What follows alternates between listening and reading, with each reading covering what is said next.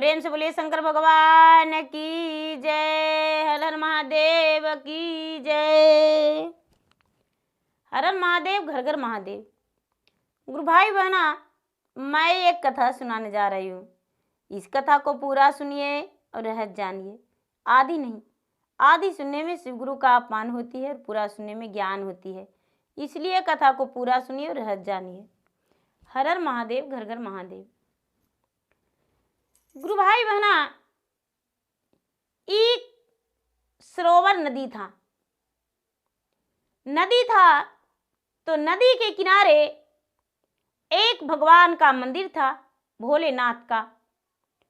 और मंदिर में एक पुजारी रहते थे। वो पुजारी मंदिर के साफ सफाई करते थे, पूजा पाठ करते थे और पूजा पाठ करके और प्रेम से मंदिर में ही आराम करते थे। वो पुजारी बाबा कहीं भी नहीं जाते थे, सिर्फ वो मंदिर में रहते थे। गांव वालों ने वो पुजारी बाबा को सभी मिलकर उसी मंदिर में बिठाए थे, सिर्फ पूजा करने के लिए। इसीलिए पूरा गांव उनका खर्चा पानी चलाया करते थे। यदि पुजारी बाबा का तबीयत खराब हो जाता था तो पूरा गांव इकट्ठे हो जाते थे और डॉक्टर के यहाँ, वैद्य जी के यहाँ पुजारी बाबा को ले जाते थे और ले जाकर इलाज करवाया करते थे, जिसमें पुजारी बाबा मेरा जल्दी ठीक हो जाएं। पुजारी बाबा जब से मंदिर में पूजा करते थे तब से वहां कभी भी कोई प्रकार का कोई कष्ट किसी को नहीं होता था। हर दुख दूर हुआ करता था। पुजारी बाबा के भभूत जब किसी को भी लग जाता था तो उनका शरीर निर्मल हो जाता था, बिल्कुल स्वस्थ हो जाता था। किसी का बच्चे का, किसी का पति का, या किसी भी स्त्री हो या पुरुष, कोई भी बीमारी होता था तो सबसे पहले पुजारी बाबा के पास जाते थे और जाकर बोलते थे, पुजारी बाबा मेरा बेटा बेटी का ये हो गया है, मेरा ये हो गया है, थोड़ा सा भभूत दे दीजिए। पुजारी बाबा भभूत दे देते थे और उनका बीमारी छुई मुई हो जाता था। इसलिए पुजारी बाबा से सभी प्रसन्न थे। गुरु भाई बहना, एक दिन का बात है कि नदी में बहुत बड़ा मेला लगा हुआ था और बहुत लोग, जैसे मान लिया जाए कि लोग आते हैं माघ पूर्णिमा के, बैसाख पूर्णिमा के और कार्तिक पूर्णिमा के नदी में मेला लगाते हैं। एकादशी के दिन नदी में मेला लगाते हैं, कोई भी एकादशी हो, कोई मास का। तो इसी में कोई एक दिन था जो कि नदी में मेला लगा हुआ था। और नदी में मेला लगा हुआ था तो एक बच्चा था, उसकी माँ बच्चे में ही जन्म देते ही इस दुनिया से चल बसी थी और उसके पिता ने दूसरा शादी कर लिया था। और गुरु भाई बहना, शादी कर लिया था तो उसको माँ दूसरी आई थी, तो दूसरी माँ अपने सौतेले बेटे को तनिक भी प्यार नहीं देती थी और उसे देखना भी पसंद नहीं करती थी। वो उसी दिन मेले में गई गंगा स्नान के लिए, उसकी माँ सौतेली, और नदी में उस बच्चे को छोड़ दी। गुरु भाई बहना, बच्चा तो 5 वर्ष के था। अब सारा लोग मेला से हट गए, लेकिन नदी के आरार पे वो बच्चा रोता रोता भाग रहा था इधर उधर और माँ माँ आवाज दे रहा था, लेकिन उसका आंसू पोंछने वाला और रुलाई का आवाज सुनने वाला वहां पे कोई भी नहीं मिल रहा था। चारों तरफ वो बच्चा देख रहा था, लेकिन सारा लोग जा चुके थे। पुजारी बाबा अपने पूजा पाठ करके और मंदिर के बाहर बैठे तो उन्हें आवाज गया कि एक बालक रो रहा है। और एक बालक का रुलाई सुनकर पुजारी बाबा इधर उधर देखने लगे। तभी देखते हैं कि एक नन्हा सा बच्चा नदी के आरार पे रोता हुआ भाग रहा इधर उधर और माँ माँ की आवाज दे रहा है। पुजारी बाबा गए और जाकर कहें, बेटा तुम्हारा क्या नाम है? गुरु भाई बहना, वो छोटा बच्चा था, बोला मेरा नाम सोनू है बाबा। बेटा तुम यहाँ पे अकेले? बच्चा बोलता, बाबा मेरा माँ भी थी साथ में, कहाँ चली गई मुझे पता नहीं। गुरु भाई बहना, बाबा को मन में लगा हो सकता है ये बच्चा बिलट गया होगा, इसकी माँ और पिताजी या और अन्य परिवार आएंगे, ढूंढेंगे तो हम दे देंगे बच्चे को। बच्चा को लेकर बाबा मंदिर में चले गए और गांव का लोग का जानकारी दे दिए। गांव का लोग इधर उधर बच्चे के बारे में बताए, लेकिन गुरु भाई बहना कोई भी बच्चा को खोजने नहीं आया। बच्चा को पुजारी बाबा रख लिए और रख के और अब उनका भरण पोषण करने लगे। ये बच्चा के समय से भोजन देते थे और बच्चा को नहाना भिजना, वो अपना शिक्षा भी देने लगे। धीरे धीरे वो बच्चा बड़ा होने लगा और पुजारी बाबा का अकेलापंती भी दूर हो गया। गुरु भाई बहना, अब समय बीतते बीतते वो बच्चा बड़ा हो गया और बाबा जो थे, बाबा का बुढ़ापा का शरीर होने लगा। बाबा का बुढ़ापा का शरीर हो गया, ये बच्चा बड़ा हो गया।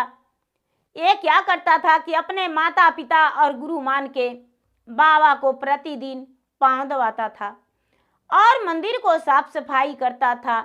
बिना साफ सफाई किए एक दिन भी नहीं रहता था। प्रतिदिन साफ सफाई करता था, पूजा पाठ करता था।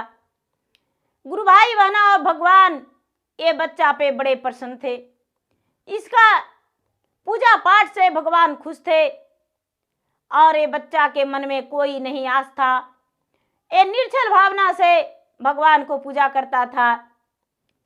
गुरु भाई बहना, धीरे धीरे समय बीतते बीतते बाबा का पूरा वृद्ध शरीर हो गया और बाबा बिल्कुल वृद्ध हो गए। जब बाबा वृद्ध हो गए तो ये बच्चा को बोले कि सारा ज्ञान तुम्हें हम दिए हैं बेटा, लेकिन तुम्हें एक ज्ञान नहीं दिए हैं। बच्चा हंसकर बोला, बाबा आपके पास जो भी ज्ञान है वो आप मुझे प्रदान कर दीजिए। उस ज्ञान को अपने हृदय में बसाकर और सारा दिन उसे हम याद रखेंगे और पालन करेंगे। बाबा बोले, बेटा ये इतना याद रखना, कभी भोलेनाथ को भूखा मत रखना और बासी फूलों से बाबा को भोलेनाथ को पूजा मत करना। बासी जल कभी मत चढ़ाना, बासी भोजन को भोग मत लगाना। जब भी भोग लगाना तो गर्म भोजन और नदी से पानी लाकर, क्योंकि जो बहता धारा हुआ पानी वो बासी नहीं होता है, इसीलिए नदी से लाकर भर के और भोलेनाथ को चरण पर अर्पित करना और फूलों तुरंत बाग से लाकर और महादेव को चढ़ाना। अब जो है मेरा अंतिम यात्रा शिवलोक में प्रदान कर रहा है।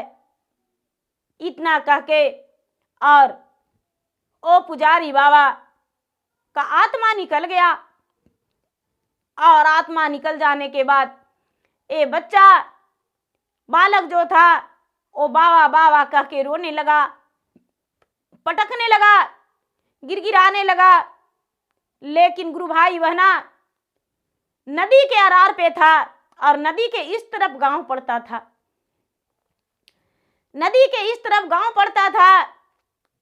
अब कुछ लोग के जो आने में देरी हुआ, वहां लोग गए तो देखते हैं कि पुजारी बाबा का आत्मा निकल गया है। पुजारी बाबा जो हैं अब स्वर्ग को सिधार गए हैं। पुजारी बाबा को सब मिलके और मिट्टी खोदकर उनके शरीर को माटी मजिल कर दिए और सुंदर सा स्मारक बना दिए बाबा के नाम से। बाबा महर्षि ऋषि मुनि ऐसे करके उनके स्मारक में लिखकर और वहां पे लगा दिए। लगा दिए और लगाकर अपना पूजा पाठ सारा लोग करने लगे बाबा महर्षि के नाम से। गुरु भाई बहना, ये कोई बनी बनाई कहानी नहीं है, ये सच्ची कहानी है। ये कहानी, ये मंदिर और वो नदी और बाबा का स्मारक आज भी उपस्थित है।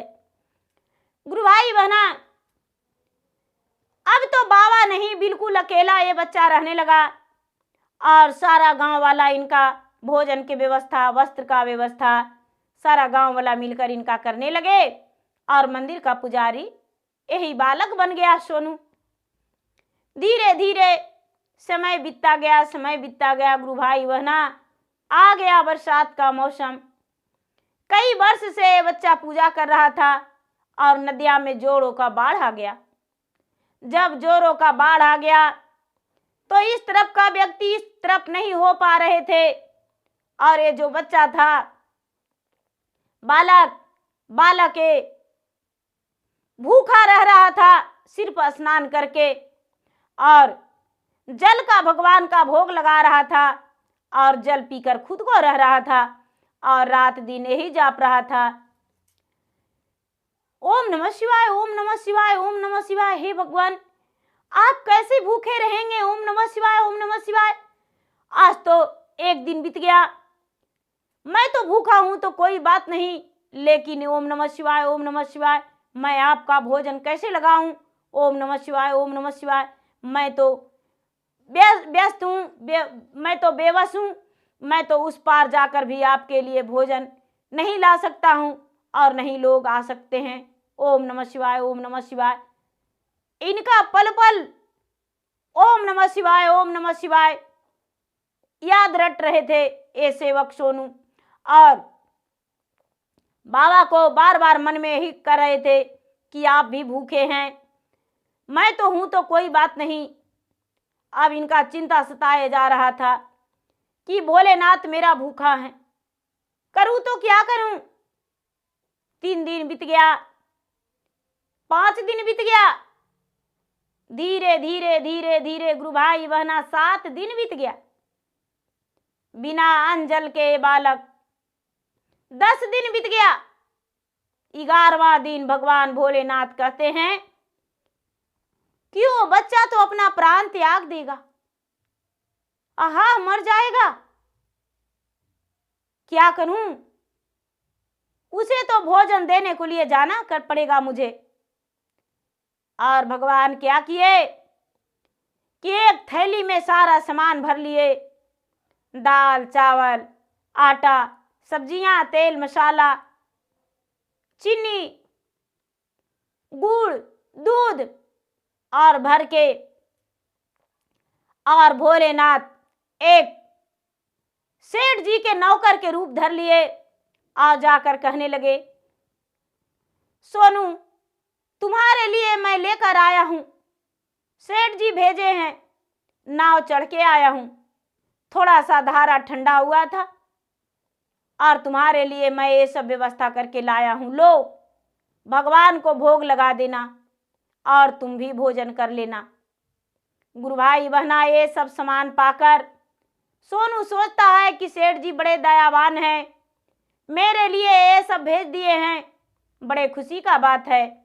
और सारा सामान ले लिया और सप्ताह में एक दिन सेठ जी के नौकर जाकर पहुंचाने लगे, लेकिन स्वयं महादेव रहते थे, कोई सेठ जी का नौकर नहीं, एक नौकर का रूप धारण करके। गुरु भाई बहना, ये जो भगवान पहुंचाते रहे। अब धीरे ये क्या करता था सोनू, प्रतिदिन दूध गर्म करता था, भगवान के भोग लगाता था, भोजन बनाकर और भगवान को भोग लगाकर खुद का भोग जेम लेता था। अब तो पूरे बरसात भगवान प्रतिदिन उसका ख्याल रखते रह गए और भोजन पर राशन पानी पहुंचाते रह गए। अब गुरु भाई बहना, एक दिन इसे याद आया कि हाँ, ओ सेठ जी मेरा इतना ख्याल करते हैं और मैं तो उनका थोड़ा सा भी नहीं, क्यों ना उनके लिए मैं एक दिन भोजन की व्यवस्था करूं अपना घर में और अपने मंदिर में उन्हें बुलाऊं। ए बालक बोला, सोनू भाई सुनो, मैं तुम्हारा सेठ जी को देखा नहीं हूं। अपने सेठ जी को बता देना मेरे घर भोजन करने आएंगे, क्योंकि वो सारा दिन मुझे देते हैं अन्न खाने को लिए। तो मेरा ये धर्म नहीं बनता है कि अपने घर उन्हें भोजन के लिए बुलाएं। ऐसा बात सुनकर मन ही मन भोलेनाथ मुस्कुरा रहे हैं। ये बालक बोला, यदि सेठ जी मेरे घर नहीं आएंगे तो मैं राशन पानी लेना बंद कर देंगे, नहीं लेंगे, लौटा देंगे। भोलेनाथ मुस्कुराते हुए कहते हैं, वाह, देने वाले से लेने वाले को दिल बड़ा है। हम तो खुश होकर दे रहे हैं, लेकिन लेने वाला है वो कह रहा है कि नहीं लेंगे, मेरा ही दिया हुआ धन, और मुझे कह रहा है हम नहीं लेंगे। गुरु भाई बहना, भगवान भोलेनाथ हंसकर बोले, कोई बात नहीं, सेठ जी को भोजन पे भेज देंगे, चिंता मत करो सोनू। सोनू मंदिर में अपना पूजा पाठ में लग गया और ये सेवक बन के जो भगवान आते थे वो लौट आए। दूसरा दिन फिर गए, फिर सोनू बोला, आपने भोजन करने के लिए सेठ जी को नहीं बोले थे, मेरे घर सेठ जी आए नहीं। ऐसे करते करते कई दिन बीत गया। एक दिन सेठ जी के रूप से ये बोले, नौकर जो थे, भगवान भोलेनाथ जो नौकर बन के जाते थे, वो बोले कि ठीक है, मैं सेठ जी को बोल दूंगा और कल के दिन तुम्हारे घर भोजन करने आएंगे, चिंता मत करो। गुरु भाई बहना, पार्वती कहते हैं, हम भी चलेंगे सोनू के घर भोजन करने को लिए मंदिर में, मेरा भी तो भक्त है, आपका भक्त है तो। गुरु भाई बहना, पार्वती अच्छा से सज सवर गए और सज सवर के तैयार हो गए और भोलेनाथ भी एक सेठ का रूप धारण कर लिए। आंखों पे चश्मा, पांव में उनका बड़े सुंदर जूता, धोती कुर्ता, 12 गज के पगड़ी, एक सेठ का रूप धारण करके हाथ में लाठी। अब जो उनका गले का नाग था वो नाग नंदी को दे दिए थोड़े देर के लिए। उनका जो सिर का जटा था वो जटा नंदी को दे दिए। कमर का जो मिर्गा छाला था, कमर का मिर्गा छाला वो नंदी को सौंप दिए। पांव का खड़ाऊ नंदी को सौंपकर और बोले कि मंदिर का एक कैलाश पर्वत पे, इस मंदिर पे तुम्हें ही रहना है, तुम कहीं नहीं जाओगे, हम आते हैं भक्त के घर से होकर। नंदी हंसकर भगवान का रूप धारण करके चुपचाप बैठ गया। अब गुरु भाई बहना, माता पार्वती खूब सुंदर सा साड़ी पहन के और भोलेनाथ के साथ चल दिए। जब गए तो सुंदर सुंदर सोनू भोजन बना रहा था। भोजन का धमक तो भगवान से बर्दाश्त नहीं हो रहा था, लग रहा था कब के भोजन जिम। जाकर बोले, अरे जल्दी जल्दी भोजन मुझे परोस दो, मुझे बहुत जोरों से भूख लगा है, मैं तो व्याकुल उतावले हो रहा हूं तुम्हारे भोजन खाने को लिए। ए बालक बोलता है, ए सेठ जी थोड़ा सब्र कर लीजिए, हम पहले भगवान को भोग लगाते हैं, मुझे कितना हूं भोग लगता है तब पर, और उसके बाद हम भोजन करते हैं। तो भला आपको क्या भोजन पहले दे देंगे? मेरे भगवान खाएंगे पहले, उसके बाद आपका भोजन देंगे। भगवान मुस्कुराते हुए सोचते हैं, आहा इतना सुंदर धमक है और मुझे देर कर रहा है। जब तक सोनू भगवान को भोग लगाने लगा, भगवान क्या किए, जूते खोले और इसका रसोई में ढुककर और क्या किए कि जाकर चख लिए जो बनाया है। लेकिन गुरु भाई बहना, जो खीर बनाया था सोनू, उसमें तो नमक से भरा पड़ा था। जो सब्जी बनाया था उसमें तो कहना ही नहीं, उसमें तो चीनी पूरा भरा पड़ा था। और जो चावल बनाया था उसमें तो मिर्ची पीस के डाल दिया था। अब थोड़ी थोड़ी चखे भगवान भोलेनाथ, और सुसुआते हुए आंखों से आंसू, आंखों में आंसू भर के बाहर आ गए। जब बाहर आए तो पार्वती को नजर पड़ गया। पार्वती मुस्कुरा गए और ये सोनू नमः शिवाय, ओम नमः शिवाय, ओम नमः शिवाय जापते अंदर पहुंच गया। लेकिन सोनू डांट कर बोला, ए सेठ जी, मेरा रसोई में क्या निहार रहे थे? मैं भगवान का भोग लगा लिया हूं, आप थोड़ा मेरा भगवान जेब लेंगे, उसके बाद आपका भोग लगाता हूं। गुरु भाई बहना, जब उसका पूजा संपन्न हुआ तो सोनू ने क्या किया कि भगवान भोलेनाथ के भोजन के लिए एक सुंदर थाल में परोसा। अब भोलेनाथ तो मिर्ची के मारे डर से भोजन नहीं जेमने को लिए तैयार थे। उन्हें लग रहा था इस भोजन में तो मिर्ची पड़ा हुआ है, कैसे खाएंगे? कैसे खाऊं? सिर्फ खाली मिर्ची ही मिर्ची है। अब जो पार्वती हैं वो हंस रहे हैं और हंसते हंसते भोलेनाथ को इशारा किए कि महाराज, इतना प्यार से आपका भक्त बनाया है, लेकिन उसका भोजन बनाने में भूल हो गया, आपका भोजन तो जेमना पड़ेगा। भोलेनाथ कहते हैं कि सोनू, हम तुम्हारे थाल में परोसा हुआ भोजन नहीं, हम पूरे तुम्हारे बर्तन का भोजन खाएंगे। मुझे बहुत जोरों से भूख लगा हुआ है। क्या किए कि भगवान गए और उसका पूरा बर्तन में मुंह लगा दिए और सब सपक के खा गए। एक ही बार पेट में चला गया, पेट में चला गया, सारा भोजन खत्म हो गया। थाल में के भी भोजन खा लिए। अब कहते हैं कि मेरा मन भर गया। आहा, तूने बड़ा स्वादिष्ट भोजन बनाया सोनू, ऐसा भोजन तो मैं जिंदगी में कभी नहीं जेमा था।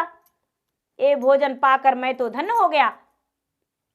अब कहते हैं सोनू, आज तो खा लिए सेठ जी, सेठानी जी तो नहीं खाएं, लेकिन देखता हूं बर्तन में थोड़ा मोड़ा होगा तो सेठानी जी भी मेरा खा लेंगे। सेठानी के लिए बर्तन में देखने गया तो थोड़ा मोड़ा चावल सटा हुआ था। वो सेठानी के प्रसादी के रूप में कटोरी में करके सोनू दे दिया और बोला, सेठानी जी, आप यदि पहले से बताते कि सेठ जी इतना भूखे हैं तो मैं फिर से भोजन बना देते, ज्यादा भोजन बना के रखते। अभी आप सब्र कीजिए, मैं तुरंत भोजन बनाता हूं और फिर से आप खाइएगा। कहते हैं सेठानी, फिर और कभी सोनू हम आ जाएंगे। ये 4 चावल जो सटा हुआ था, वो 4 चावल सेठानी को कटोरी में करके दे दिया और सेठानी जो वेश बदले हुए पार्वती थे वो खा लिए। अब कहते हैं, सेठ जी, सोनू हमें भोजन करा दिया, तूने भोजन नहीं किया। सोनू बोला, हाँ हाँ, हम भी भोजन कर लेंगे, भोलेनाथ का प्रसादी भोग लगाया हुआ, भला हम नहीं कैसे खाएंगे? ओम नमः शिवाय, ओम नमः शिवाय, ओम नमः शिवाय। हे भगवान, मैंने भोजन नहीं जेमा। और एक चावल जो जूठा थाली में पार्वती जो जेमे थे, उस थाली में एक चावल सटा हुआ था, उस चावल को उठाकर और अपना मुंह में लिया। तो गुरु भाई बहना, पार्वती जो सेठानी के रूप और भोलेनाथ सेठ के रूप, दोनों का चेहरा उनके नजर के सामने, भगवान भोलेनाथ जटे वाले और मैया पार्वती सुंदरी, वहां पे सती सुंदरी खड़ी हैं, दर्शन हो गया। अब ये बालक जाके चरण में लपट के कहता है, हे भगवान, हे प्रभु, महीना लगातार मुझे भोजन पहुंचाए और मैं पहचान नहीं पाया। आज आप मेरे द्वार पे एक सेठ के रूप धारण करके भोजन करने आए। हे प्रभु, आपका महिमा अपरंपार है। मैं तो धन्य हो गया आपका दर्शन पाकर। आपने मुझे दर्शन दिया, इससे बड़ा क्या हो सकता है। और भोलेनाथ से आशीर्वाद लिया। भोलेनाथ ने इसे आशीर्वाद दिए और बोले कि युगों युग तक तुम्हारा इस मंदिर में नाम रहेगा और तुम्हारा नाम संसार में फैलेगा। गुरु भाई बहना, वो बालक जो था, बालक मंदिर के पुजारी रह गया सारा दिन के लिए, और भगवान भोलेनाथ जो थे अंतर ध्यान हो गए। उसका जीवन धन हो गया। अब वो पुजारी जैसे बाबा पहले से थे, किसी का कुछ भी देते थे और उसका कार्य सफल हो जाता था। सोनू सेवक भी उसी तरह हो गया, जिसको जो कहता था उनकी इच्छा पूरा हो जाता था। तो गुरु भाई बहना, मेरा वीडियो अच्छा लगे तो मेरा वीडियो का लाइक करें, शेयर करें, सब्सक्राइब करें और शिव परिवार, शिव चर्चा को जितना आगे बढ़ाएं उतना अच्छा। धन्यवाद। हर हर महादेव, घर घर महादेव। गुरु भाई बहना, मैं फेसबुक पे भी हूँ, मैं इंस्टाग्राम पे भी हूँ। मेरा फेसबुक पे फॉलो करें, लाइक करें, शेयर करें। धन्यवाद। प्रेम से बोलिए शंकर भगवान की जय, हर हर महादेव की जय।